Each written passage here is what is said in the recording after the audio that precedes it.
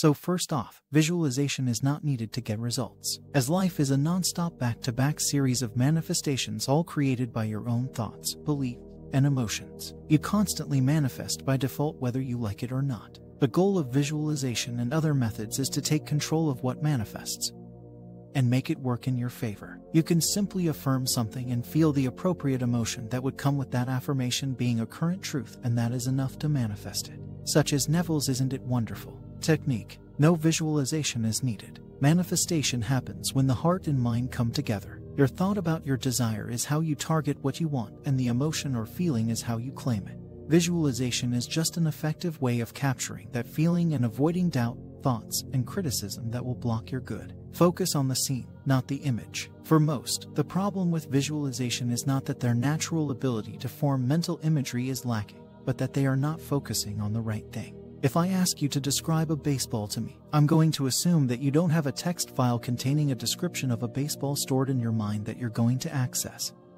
and read out to me. No, you're going to, without a hitch and in an instant, reference the image of a baseball in your mind and describe what you see. It's so natural and so commonplace, you don't think of it like this, but that is, for lack of a better description, what is happening. Now, if I ask you to visualize a baseball and tell you to make sure it's a really good, clear, vivid picture, and then to give it motion, say you're tossing the ball into the air and catching it, and not to stop till you're watching a 4K movie of it in your mind, you're going to struggle, because now instead of focusing on the ball or simply tossing it, your focus has moved to the act of visualization and the quality of the image rather than the content you're trying to visualize. It's like you're trying to watch TV, and you have one channel that has a clear picture, but you insist on changing the channel to another one that is simply an audio feed discussing the quality of your one good channel. To make matters worse, your focus is also interrupted by thoughts of "Ugh, this isn't working, and why can't I see anything? Does that look right? I saw something but it wasn't very clear. I'm not good at this. Maybe something is wrong with me."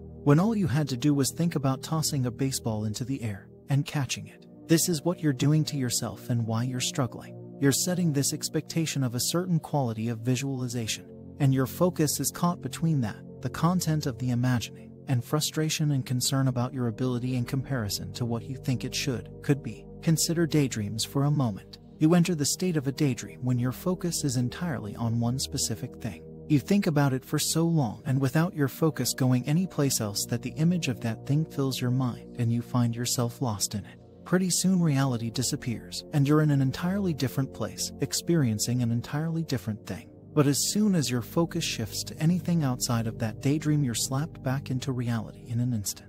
Whether it's you becoming aware that you're daydreaming, or maybe it's your teacher or boss standing at the front of the room.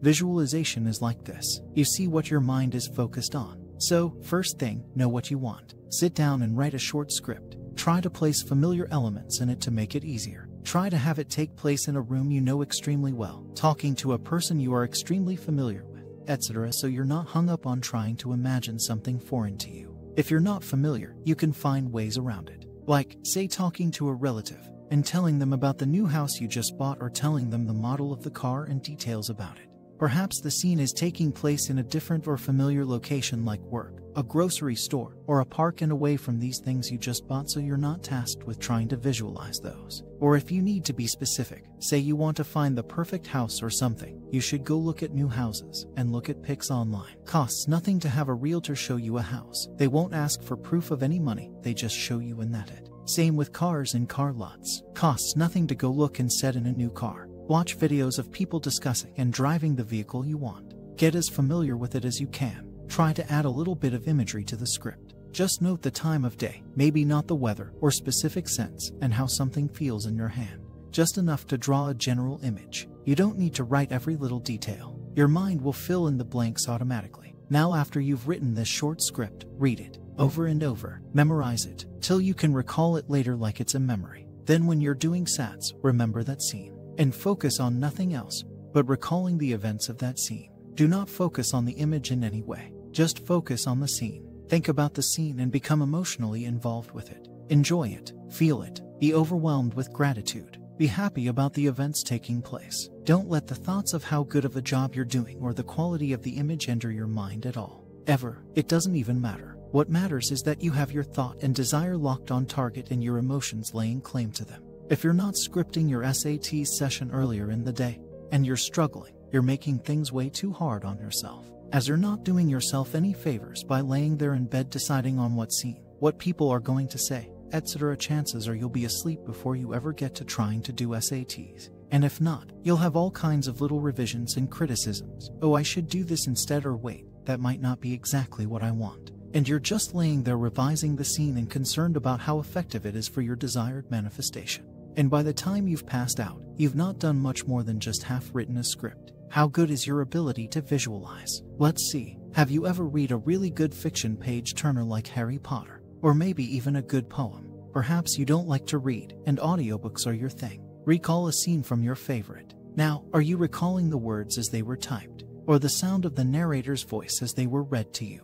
Or are you recalling the image that those words created in your mind almost as if it were a memory? I'm willing to bet it's the latter. And in that case, your ability is spot on. Because your mind created that image from something that was no more than words on paper or spoken to you. You just weren't concerned with how well you could see it as you were reading, listening. You just simply were focused on comprehending what you were reading, hearing, and seeing what happens next. The image came automatically. Example, as I walked through the forest on my way home, the evening sun setting behind me and casting my shadow ahead of me, I was overcome by a feeling of peace and joy as I listened to the gentle sounds of the crickets beginning to sing and the wind rustling the leaves above. Chances are, as you comprehend the above paragraph, you visualized walking through a forest, the evening sun, your shadow, and perhaps leaves rustling as the wind moves them. And if you read it intently enough to comprehend it, and you're now thinking back to it, you're likely seeing that scene rather than the words that described it. Take notice of how your mind filled in the blanks on its own.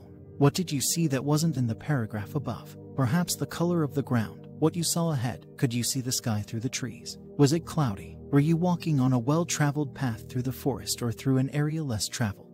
Were the birds singing? Hear anything else? What time of year was it? What was the terrain like? Flat and even?